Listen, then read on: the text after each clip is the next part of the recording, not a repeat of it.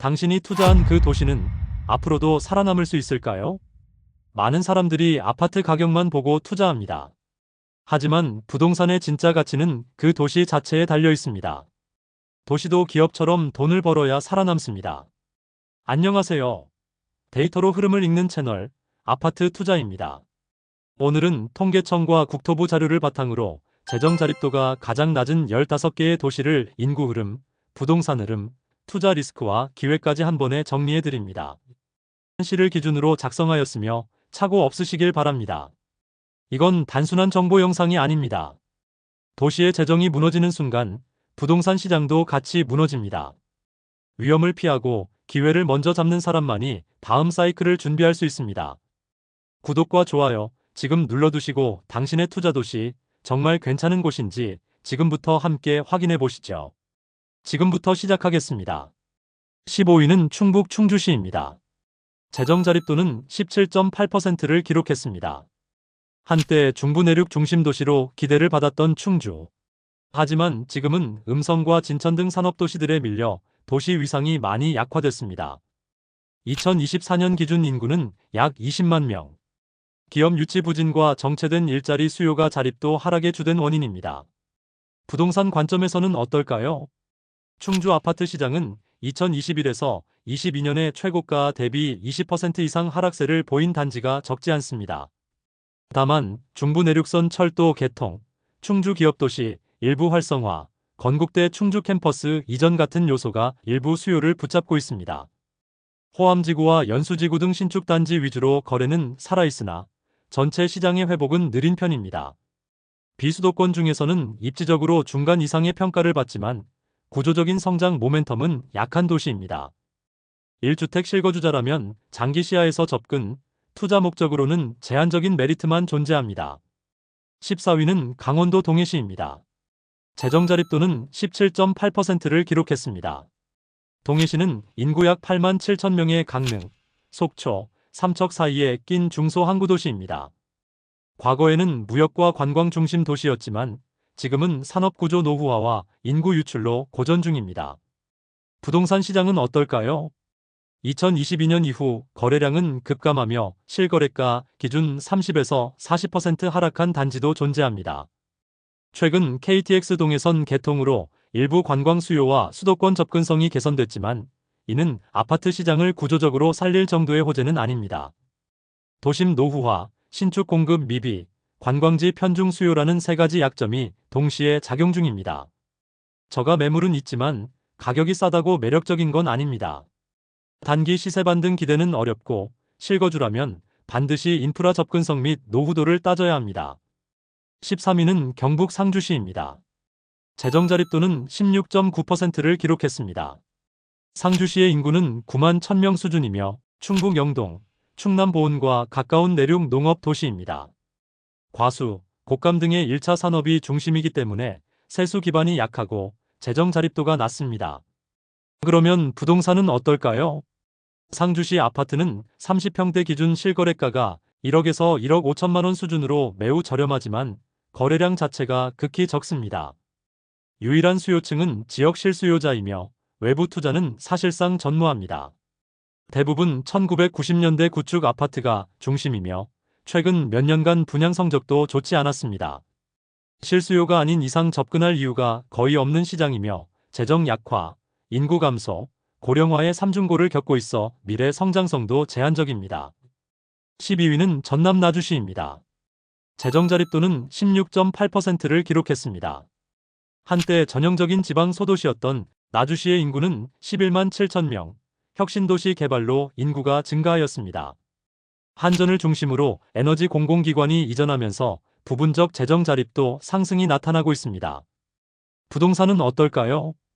빛가람 혁신도시 내 신축 아파트들은 공공기관 근무자 수요로 전세 안정세를 보이고 있습니다. 하지만 도심권 구축 아파트는 하락폭이 큽니다. 혁신도시 외곽은 여전히 실거래가 침체 상태이며 신축 위주 양극화 구조가 고착화되고 있습니다. 혁신도시 내부는 괜찮지만 전체 도시의 펀더멘탈은 약한 편입니다. 기관 이전 효과가 반감되기 전에 거주 목적 매수는 고려할 수 있지만 투자 목적이라면 제한적이며 장기적인 접근은 금물입니다. 11위는 충북 제천시입니다.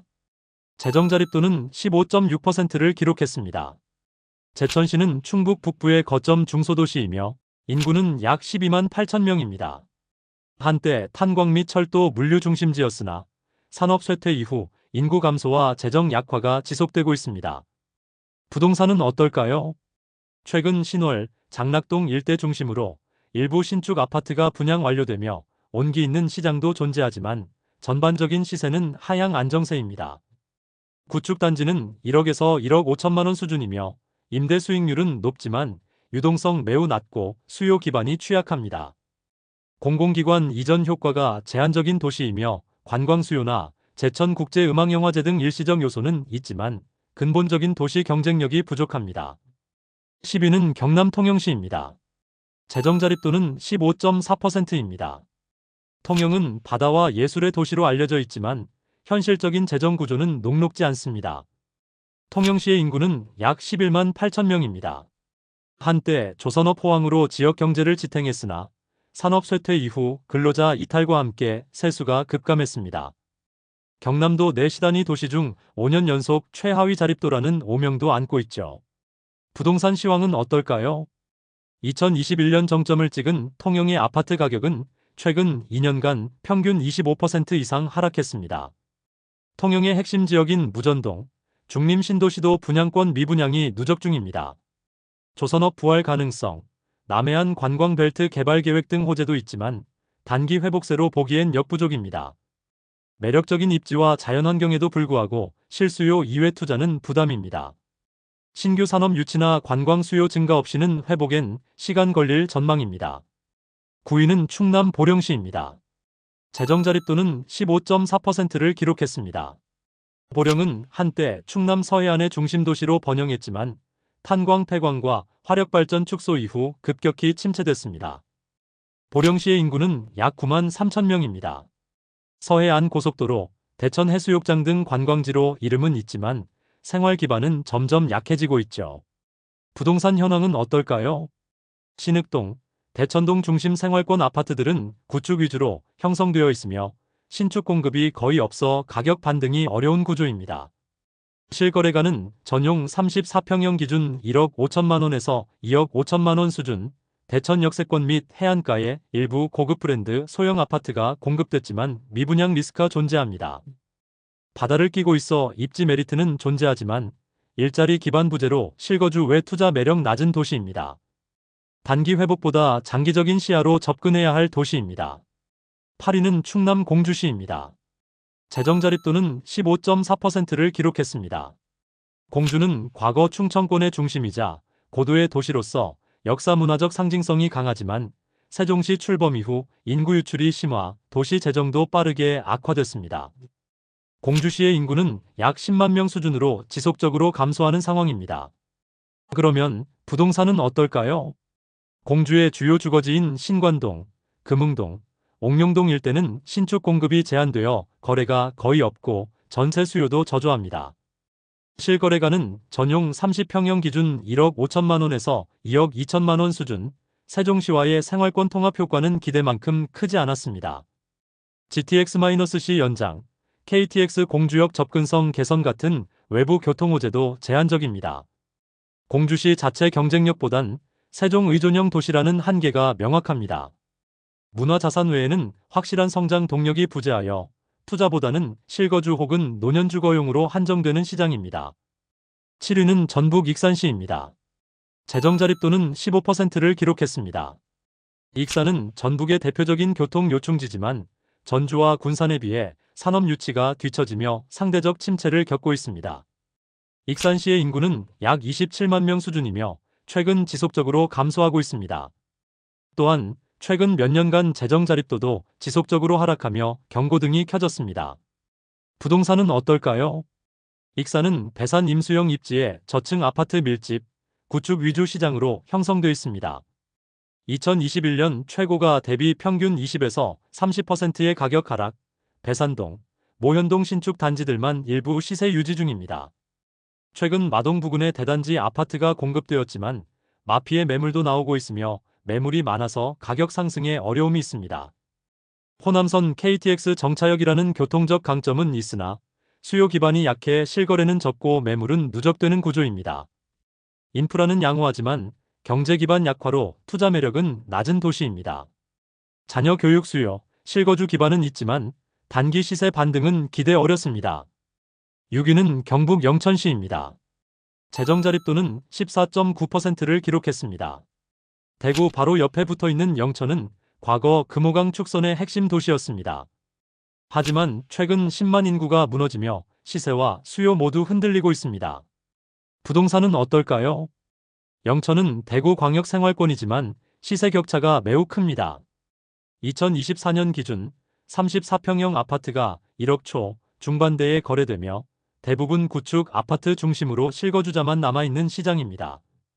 영천역 복합환승센터 개발, 영천하이테크파크 산업단지 조성 등 일부 호재는 있지만 정작 주택 수요를 늘릴 만큼의 효과는 제한적입니다. 위치상 잠재력은 존재하지만 자체 경쟁력보다 대구의 확장에 의존하는 구조입니다. 광역교통망 확대 시 장기 회복 가능성은 있으나 당장 투자는 보수적 접근 필요한 도시이죠. 5위는 경북 안동시입니다. 재정 자립도는 14.7%를 기록했습니다. 한국 정신문화의 수도로 불리는 안동은 역사와 전통은 풍부하지만 경제적 자립도는 경북 도내 최하위 수준입니다. 안동시의 인구도 꾸준히 감소하여 현재는 15만 2천 명 수준입니다. 비록 관광 콘텐츠는 많지만 산업 기반의 부재로 소득 창출이 제한적이죠. 그러면 부동산 시장은 어떨까요?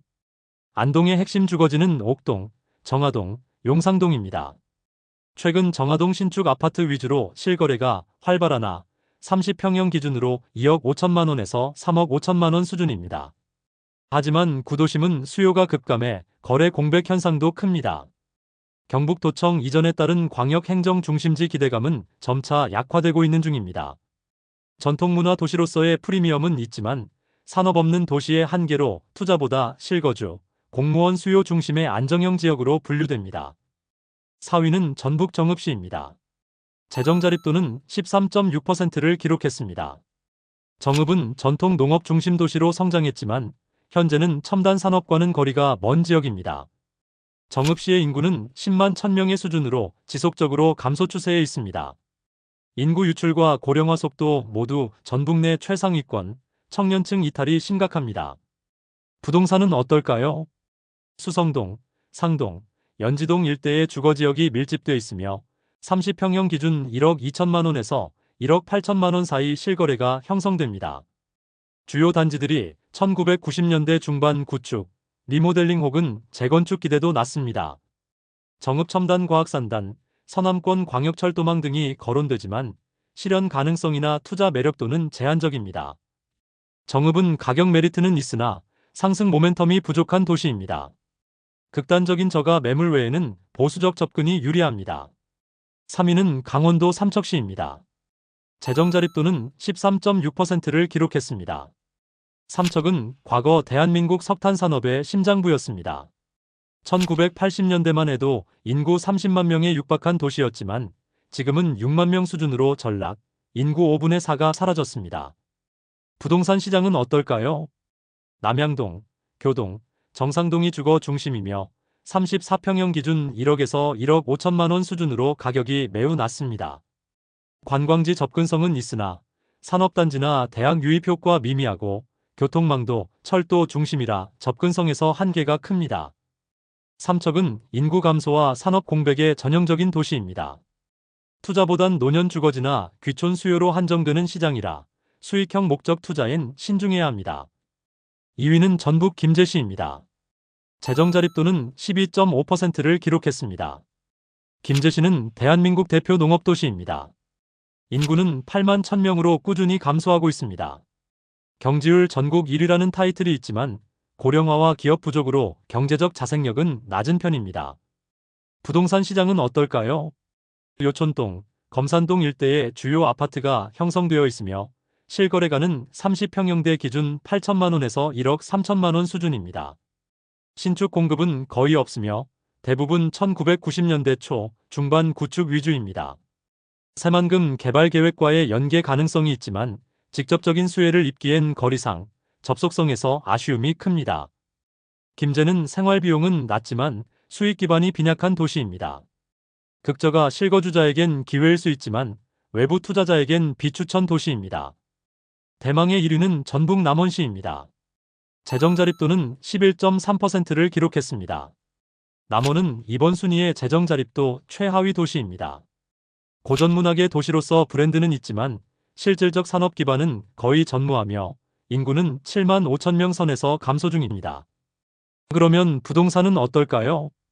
향교동, 죽항동 일대가 구도심, 신규 단지들은 운봉읍과 금동 일부 지역에 공급되었으나 거래량 자체가 적고 30평형 기준 평균 실거래가 9천만 원에서 1억 4천만 원 수준입니다. 지리산 관광벨트, 남원역 개발 계획이 거론되지만 모두 장기 과제 수준이라 실효성은 아직 미지수입니다. 남원은 공공투자 외엔 별다른 시장 상승 여력 없는 지역입니다. 소액 실거주자 혹은 귀촌 희망자 외에는 투자 접근은 신중해야 합니다. 지금까지 재정자립도에 따른 입지 분석을 했습니다. 세금은 도시의 혈액입니다. 자립도가 낮다는 건 그만큼 스스로 생존할 힘이 부족하다는 뜻이죠. 오늘 소개한 도시들은 가격만 보면 매력적일 수 있지만 지속 가능한 수요, 산업 기반, 인구 구조까지 반드시 함께 봐야 합니다. 소액 투자든 실거주든 싸다는 이유만으로 접근하면 위험합니다.